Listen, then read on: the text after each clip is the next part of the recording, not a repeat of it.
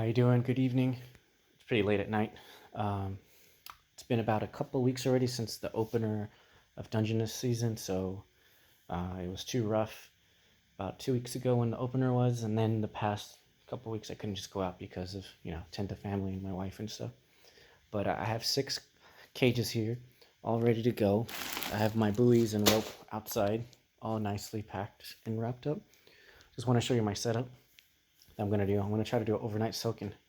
Crossing my fingers and no one poaches me. No one takes there you go, crossing the fingers. No one takes the crabs and stuff. So I'm just praying no one touches it. Uh, what I got here going on is the bait jar. Everyone knows that. It's Scotty bait jars. Usually get them, but these being from Promar. Just got them from my local bait and tackle. This one right here is the Danielson crab cage. This one's different from the Promar ones. Promar, you open it from the top. You can get access this way. I'm gonna do it that way, and I zip tied them to keep it more solid when you pull up. Same thing with this. I also zip tied this one too. But the Danielson one, you just unclip and then pull it down and start going for your goodies, good old crabs. Actually, I'm gonna open this up really fast.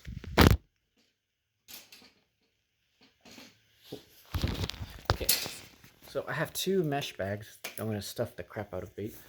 Probably gonna do chicken, mostly chicken, and a little squid, and the bait jar for sure. A whole bunch of oily, greasy fish, and then just to make it a little extra, little frisky pate, which everyone knows this is good stuff for here, especially specifically the ocean whitefish and tuna dinner. I got bait upstairs in the fridge using chicken. Got it situated with Procure to really give it that.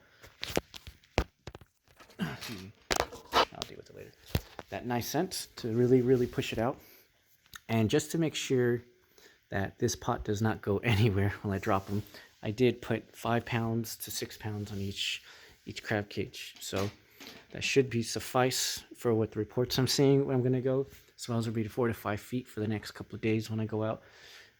So I'm praying and I'm hoping for a good limit. 6 I have, and it's gonna be 2 people, so we're looking for 20. That would be ideal. Like I said, these are the Danielson crab cages. This is the Promar ones, and this one you can access this way to the top, which is nice.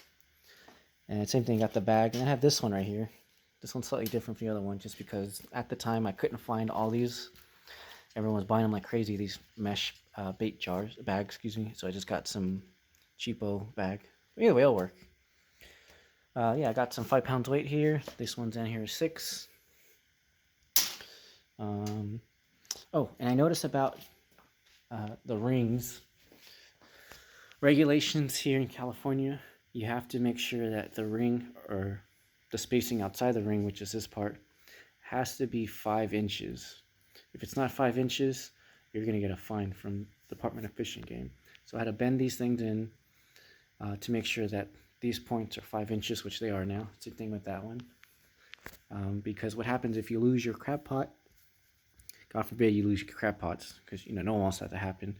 The thing's going to happen is crab's going to go in, it's going to be a death trap, right? Because they'll never get, quote unquote, get out.